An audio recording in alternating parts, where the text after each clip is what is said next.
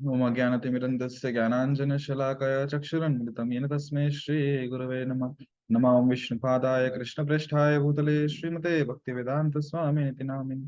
नमस्ते सारस्वती देवे गौरवाणी प्रचारिणे निर्विशेषशून्यवादी पाश्चात्यदेशतारिणे। जय श्री कृष्ण चैतन्य प्रभु नित्यानंद श्री अद्वैत गदाधर श्रीवासादि गौरभक्तवृंद। हरे कृष्ण कृष्ण कृष्ण हरे हरे, हरे राम राम राम हरे हरे।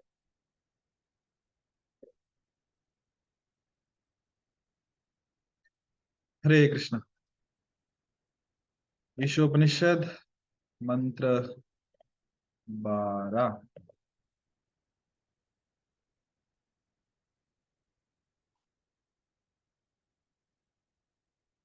तो सभी भक्त अपना माइक ऑन करके साथ साथ श्लोक दोहरा सकते हैं।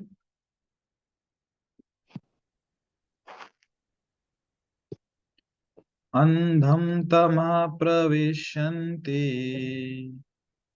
अन्धं तमप्रविशन्ति ये असम्भूतिमुपासते ये असम्भूतिमुपासते ततो भूय इव ते तमो ततो भूय भूय इव ते तमो य उ सम्भूत्यां रतः। यः य भूत्यां सम्भूत्यामृतः। अंधम तमः प्रविशन्ति अन्धं तमः तमप्रविशन्ति ये असम्भूतिमुपासते ये असम्भूतिमुपासते ततो भूय इव ते तमो ततो ततो भूय इव ते तमो य उ सम्भूत्यामृतः। सम्भूत्यामृतः। शब्दशः अंधम अज्ञान, तम अंधकार, प्रविशन्ति प्रवेश करते हैं ये जो असंभूतिम देवताओं की उपासते पूजा करते हैं, ततः उसकी अपेक्षा भूय और अधिक, इव उसके सदृश, ते वे, तम अंधकार में, ये जो उ भी संभूत्याम ब्रह्म में रतः लगे हुए। अनुवाद: जो देवताओं की पूजा में लगे हैं वे अज्ञान के गहनतम क्षेत्र में प्रवेश करते हैं, और इनसे भी बढ़कर वे जो निराकार ब्रह्म के पूजक हैं। यहाँ पे जो मंत्र का अर्थ है उसके उसमें बताया जा रहा है कि विशेषकर जो देवताओं की पूजा करते हैं वो गहनतम अज्ञान के गहनतम क्षेत्र में प्रवेश करते हैं। क्यों? क्योंकि वो कृष्ण की शरण में नहीं जा रहे और कृष्ण को छोड़ के अन्य दूसरी जगह आश्रय ढूंढ रहे हैं, और इनसे भी बढ़कर वे जो निराकार ब्रह्म के पूजक हैं, बढ़कर मतलब और अधिक अज्ञान के क्षेत्र में जा रहे हैं। हम्म। तात्पर्य श्रील प्रभुपाद जी द्वारा: संस्कृत का शब्द असंभूति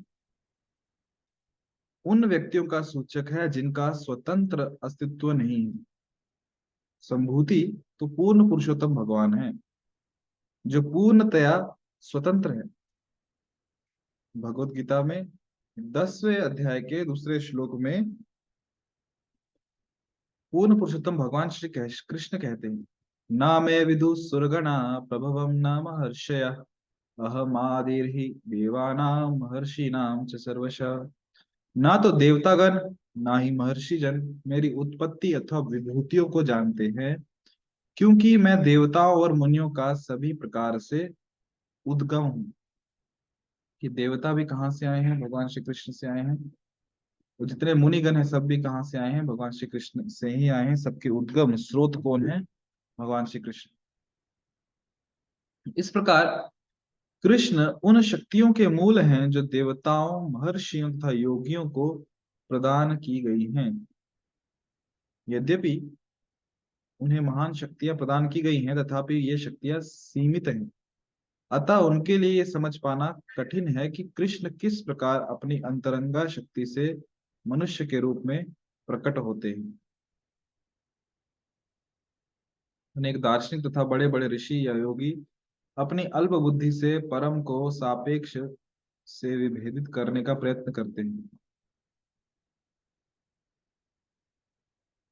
सापेक्ष मतलब सत्य।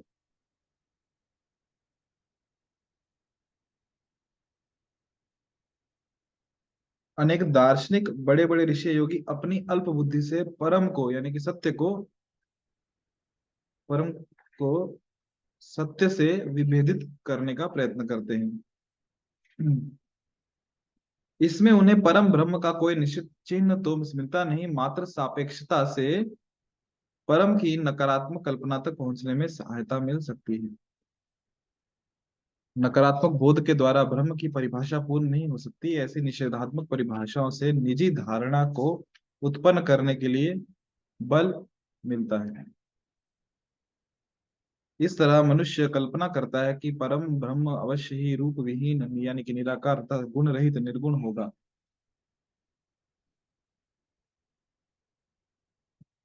यहाँ पे शिवरूपा जी बता रहे हैं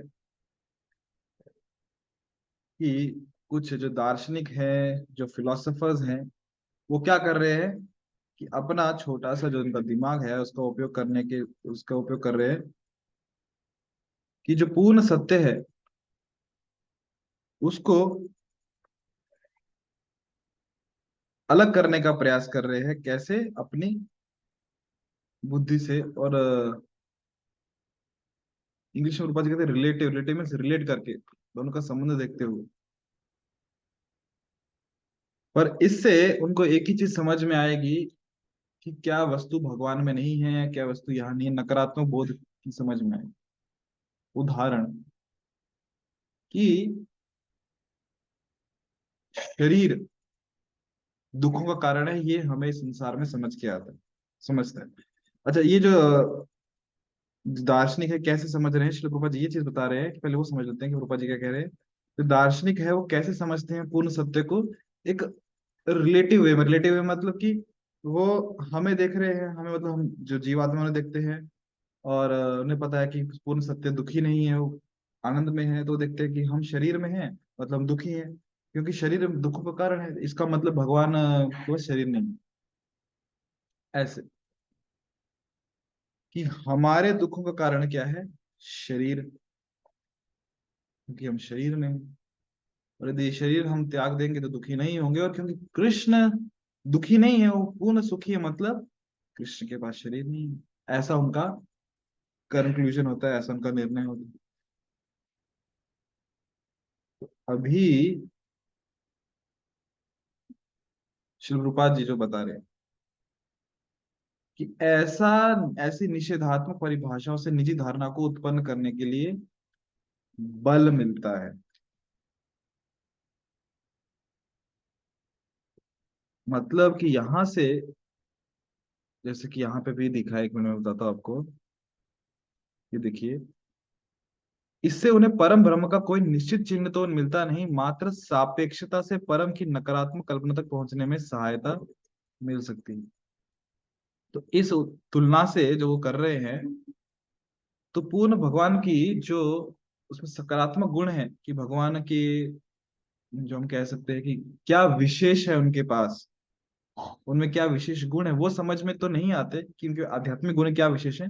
हाँ, पर केवल इतना यहां तक समझ में आता है कि उनमें कौन कौन से भौतिक गुण नहीं, यहां तक वो पहुंच सकते हैं। परंतु क्या आध्यात्मिक गुण है, वो इस तुलना से समझ में नहीं। और इस नकारात्मक तरीके से जो भगवान की परिभाषा है वो पूर्ण नहीं होती, वो कंप्लीट नहीं होती। ऐसे निषेधात्मक गुण सापेक्ष सकारात्मक गुणों के सर्वथा विलोम है, यानी कि उनसे विपरीत हैं। अतः वे सापेक्ष भी हैं। ब्रह्म को इस प्रकार कल्पित करने पर कोई अधिक से अधिक ईश्वर के निर्विशेष तेज तक पहुंच सकता है जिसे ब्रह्म कहते हैं, लेकिन वो पूर्ण परम पुरुषोत्तम भगवान तक नहीं पहुंच सकता।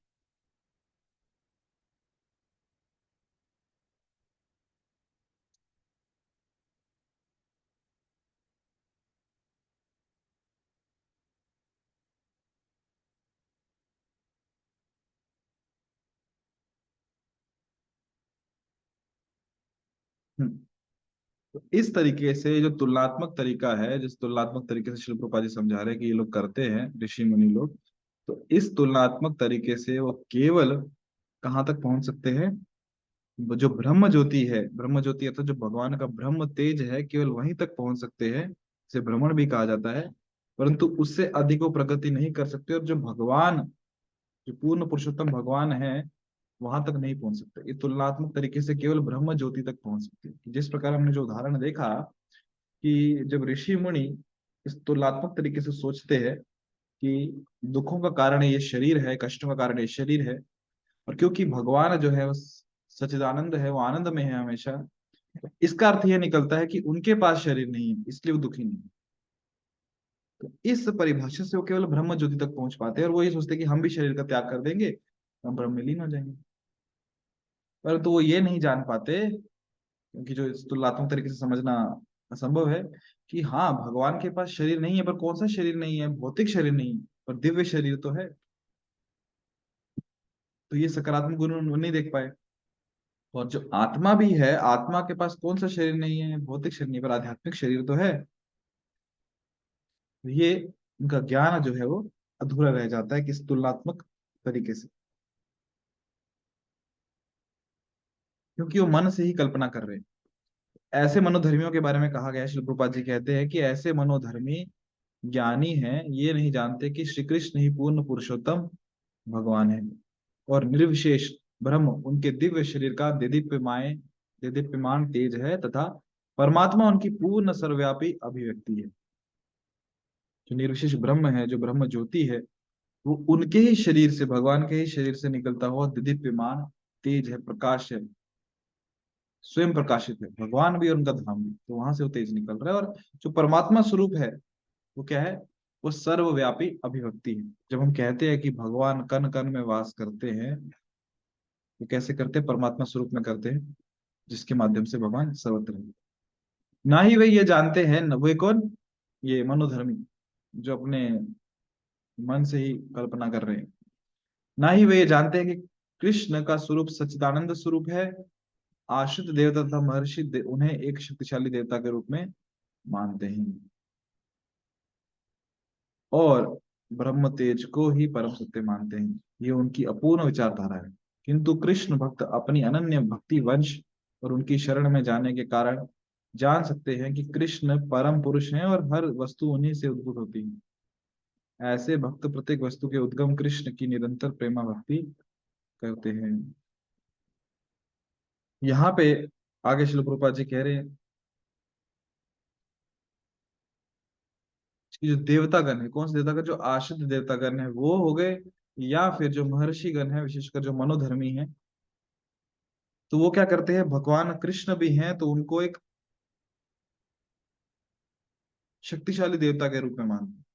तो ये नहीं जानते कि वो पूर्ण पुरुषोत्तम भगवान श्री कृष्ण हैं। तो वो सत्य किसको मानते हैं? केवल प्रकाश। ऐसे बहुत सारे हैं भारत में भी, यदि हम देखें बहुत सारे पंथ हैं जो कहते हैं कि भगवान कौन है, मतलब भगवान का हो, परमात्मा का हो, या जो परम शक्ति है, वो कहते हैं प्रकाश है। सब कुछ प्रकाश से आया है, पर हमें भी प्रकाश में लीन होना है। ऐसे बहुत है। तो ये यदि उन्हें कहा जाए कि प्रकाश कहाँ से आ रहा है, तो उनके पास उत्तर नहीं है। अगर उत्तर है भी तो संतुष्ट करने वाला उत्तर नहीं है। वो ये नहीं जानते कि प्रकाश कृष्ण से आ रहा है। उनके लिए कृष्ण कौन है? केवल एक शक्तिशाली मनुष्य है या देवता है जिनकी वो शक्ति थी। तो कृष्ण को भगवान स्वीकार नहीं करते, क्यों? उनके शास्त्र ही नहीं पढ़ते। किंतु जो भक्त है वो जानता है कि प्रत्येक वस्तु के जो उद्गम स्थान है वो कौन है? कृष्ण है, और इसलिए वो कृष्ण की ही निरंतर प्रेम भक्ति करता है। भगवत गीता में 7वें अध्याय के 20वें से लेकर 20वें श्लोक कहो या 30 से 23वें श्लोक में कहा गया है कि केवल बुद्धिहीन मोहग्रस्त मनुष्य जो इंद्र तृप्ति की प्रबल इच्छा से प्रभावित हो जाते हैं, वे क्षणिक समस्याओं से अस्थायी राहत के लिए देवताओं की पूजा करते हैं। काम स्थिर हृत ज्ञान प्रपद्यन्ते अन्य देवता तम तम नियम अस्थाय प्रकृति नियत स्वे। जो कामनाओं से पीड़ित हैं, ऐसे व्यक्ति क्या करते हैं, इंद्र तृप्ति की प्रबल इच्छा जिनके अंदर है, वो देवताओं के पास जाते हैं और उनकी उपासना करते हैं। और वही लोग क्षणिक समस्याएं, जो समस्या भी हमेशा के लिए नहीं है, कुछ समय के लिए, उनके उन समस्याओं के लिए उनसे अस्थायी राहत, समस्या भी क्षणिक है, राहत भी क्षणिक है, उस चीज के लिए देवताओं की उपासना करते हैं। पैसा मिल जाए, जॉब मिल जाए, या जो भी मन में इच्छाएं हैं, उसके लिए क्या करते हैं, उपासना करते हैं। किसकी, देवता। चूंकि मनुष्य संसार से भौतिक रूप से बंधा है, अतः उसे भव बंधन से पूर्णतया मुक्त होना है, जिससे वह आध्यात्मिक धरातल पर स्थायी राहत प्राप्त कर सके, जहाँ शाश्वत आनंद, जीवन तथा ज्ञान का अस्तित्व है। यदि देवताओं की उपासना करेंगे भी तो देवता जो देंगे, क्या देंगे, भौतिक चीज देंगे। और भौतिक चीजें लेके हम यहीं पे रहने वाले हैं, भौतिक जगत में। और हम इतनी भौतिक चीजों से बंधे हुए हैं। हमारा उद्देश्य क्या होना चाहिए कि हम भौतिक बंधन से मुक्त हो जाए और आध्यात्मिक धरातल पर जाएं, जहाँ पे हमेशा के लिए आनंद है।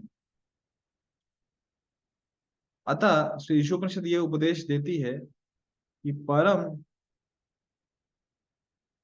पर कि हमें परतंत्र देवताओं की पूजा करके जो मात्र अस्थाई लाभ ही दे सकते हैं, अपनी समस्याओं की क्षणिक राहत लेने का प्रयास नहीं करना चाहिए। और तंत्र मतलब जो दूसरों पे आश्रित हैं, जो निर्भर हैं, जो स्वतंत्र नहीं है। भगवान श्री कृष्ण स्वतंत्र है, और तो देवता परतंत्र है।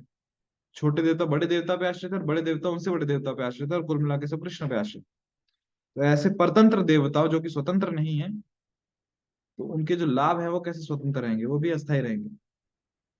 तो उनसे अपनी जो हमारी समस्याएं हैं, उनसे क्षणिक राहत पाने का प्रयास नहीं करना चाहिए। प्रत्युत हमें पूर्ण पुरुषोत्तम भगवान श्री कृष्ण की पूजा करनी चाहिए, जो सर्वाकर्षक हैं और हमें भगवत धाम वापस ले जाकर भव बंधन से पूर्ण मुक्ति दे सकते हैं। भगवत गीता में 7वें अध्याय के 23वें श्लोक में यह कहा गया है कि देवताओं की पूजा करने वाले देवलोक को जाते हैं। यानी क्या, आ, भूतानी यान्ति भूतज मद्याजिनोपमान, कौन सा श्लोक है वो, आप में से किसी को याद है? ये जो देवता है, देव लोग जाते हैं, और जो पितृ की पूजा करते हैं, पितृ लोग जाते हैं, जो भूतों की पूजा करते हैं, भूतों के लोकों में जाते हैं। 7वें अध्याय का 23वां श्लोक। हाँ सॉरी, ये अंतवंतु फलम तेषाम तद भवती अल्पमेधसाम देवान देवा ये जो यान्ति मद भक्ता यान्ति मामपि। जो देवताओं की पूजा करते हैं, देवताओं के पास जाते हैं, जो मेरी पूजा करते हैं, भगवान कहते हैं, वो मेरे पास आते हैं। चंद्रमा की पूजा करने वाले चंद्रलोक को जाते हैं, सूर्य की पूजा सूर्य लोक को जाते हैं, सूर्य के पूजक, और इत्यादि इत्यादि। ये कुछ श्लोक है 21 नंबर का। यो यो याम याम तनुम भक्ता श्रद्धयार्जितुम इच्छति तस्य तस्याचलम श्रद्धाम तामेव विधाम्यहम्। तो श्रद्धा के बारे में हो गया। एक और है जहाँ पे भगवान कहते हैं जो जिसकी पूजा करता है वो उसके पास जाता है। ठीक है, अभी नहीं मिल रहा। ओके, जब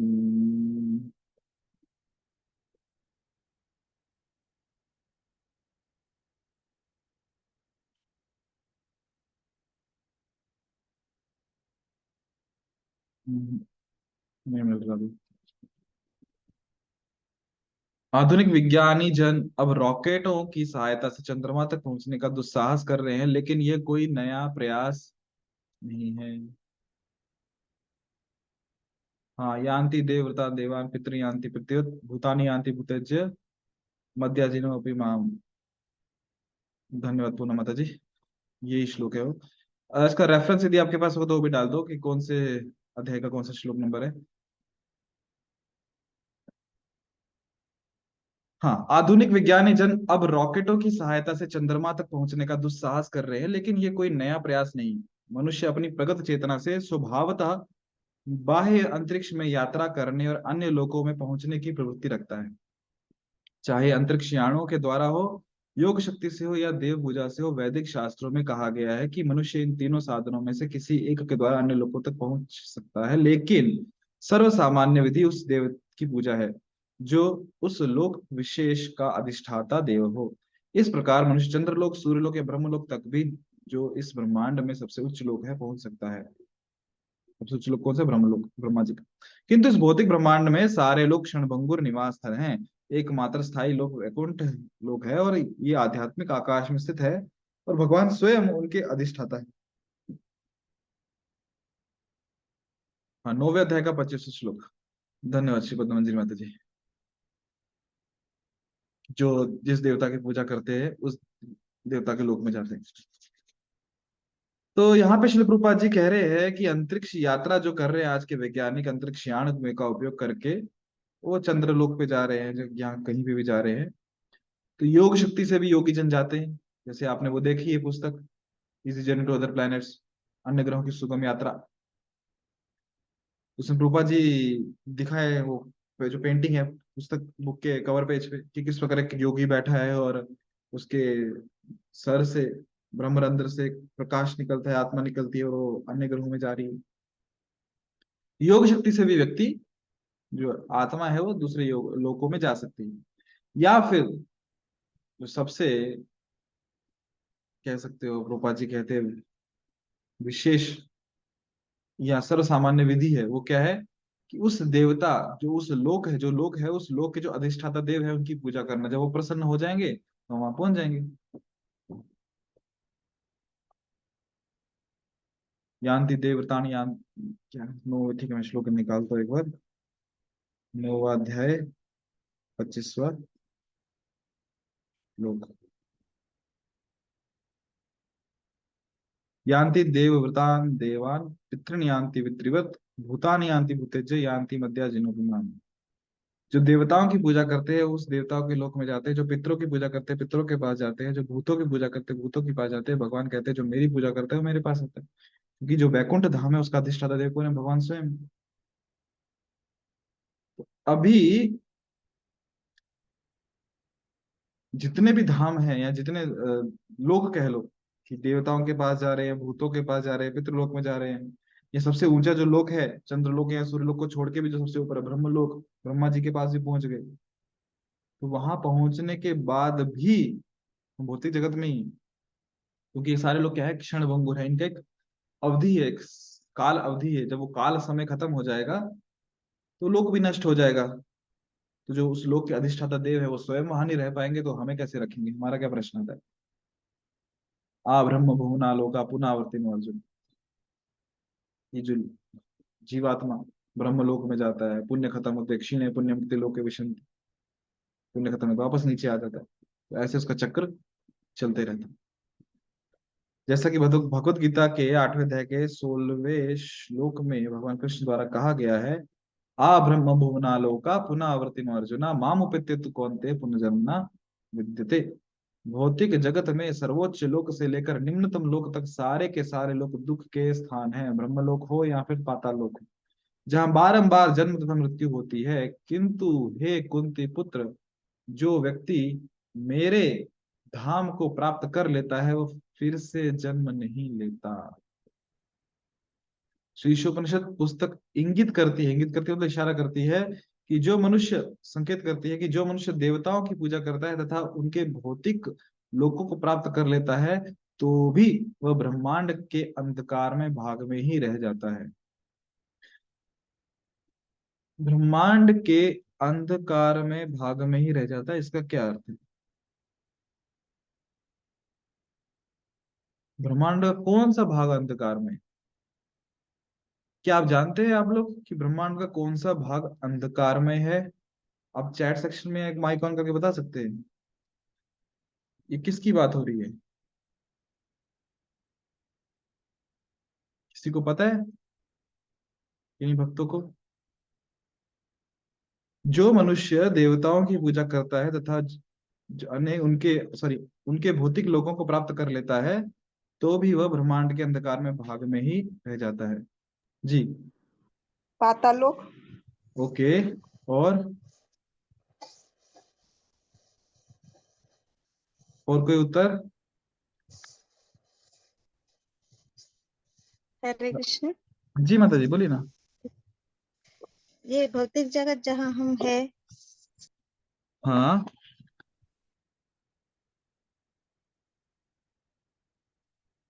तो ये जो भौतिक जगत जहाँ पे हम हैं, ये पूरा का पूरा अंधकार में ही है। पूरा भौतिक जगत ही अंधकार में है। इसका ऐसा नहीं है कि इसका कोई एक विशेष भाग अंधकार में है। ये पूरा भौतिक जगत ही अंधकार में है।